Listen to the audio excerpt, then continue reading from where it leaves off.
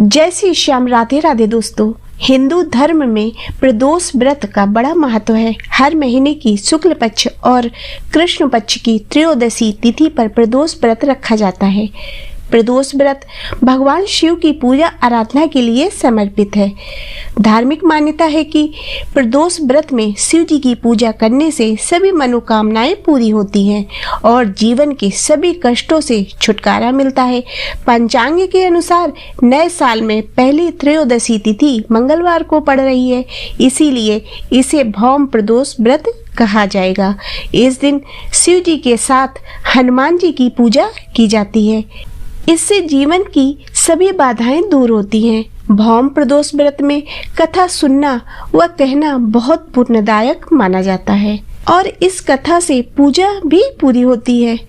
मान्यता है कि भौम प्रदोष व्रत की कथा सुनने व कहने से भगवान शिव का आशीर्वाद प्राप्त होता है और जीवन के सभी कष्ट दूर होते हैं। आइए जानते हैं भौम प्रदोष व्रत की कथा के बारे में। एक नगर में एक वृद्धा रहती थी। उसका एक ही पुत्र था। वृद्धा की हनुमान जी पर गहरी आस्था थी। वह प्रत्येक मंगलवार को नियम पूर्वक व्रत रखकर हनुमान जी की आराधना करती थी। एक बार हनुमान जी ने उसकी श्रद्धा की परीक्षा लेने की सोची।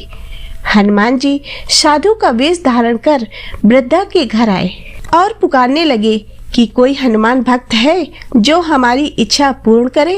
आवाज सुनकर वृद्धा बाहर आई और बोली, आज्ञा महाराज। हनुमान जी साधु वेश में बोले, मैं भूखा हूँ, भोजन करूँगा, तुम थोड़ी जमीन लीप दो।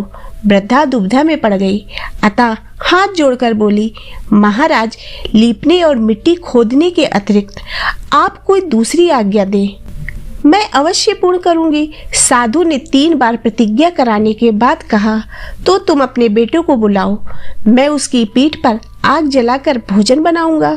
ये सुनकर वृद्धा घबरा गई, परंतु वह प्रतिज्ञाबद्ध थी। उसने अपने पुत्र को बुलाकर साधु को सौंप दिया। साधु वेश में हनुमान जी ने वृद्धा के हाथों से ही उसके पुत्र को पेट के बल लिटवाया और उसकी पीठ पर आग जलवाई। आग जलाकर दुखी मन से वृद्धा अपने घर में चली गई। इधर भोजन बनाकर साधु ने वृद्धा को बुलाकर कहा, तुम अपने पुत्र को पुकारो ताकि वह भी आकर भोग लगा ले। इस पर वृद्धा बोली, उसका नाम लेकर मुझे और न कष्ट पहुंचाओ। लेकिन जब साधु महाराज नहीं माने तो वृद्धा ने अपने पुत्र को आवाज लगाई। अपने पुत्र को जीवित देखकर वृद्धा को बहुत आश्चर्य हुआ और वह साधु के चरणों में गिर पड़ी। हनुमान जी अपने वास्तविक रूप में प्रकट हुए और वृद्धा को भक्ति का आशीर्वाद दिया। तो दोस्तों, आशा करती हूँ कि आपको ये व्रत कथा पसंद आई होगी। यदि ये व्रत कथा पसंद आई हो तो इसे लाइक करें तथा चैनल को सब्सक्राइब करें।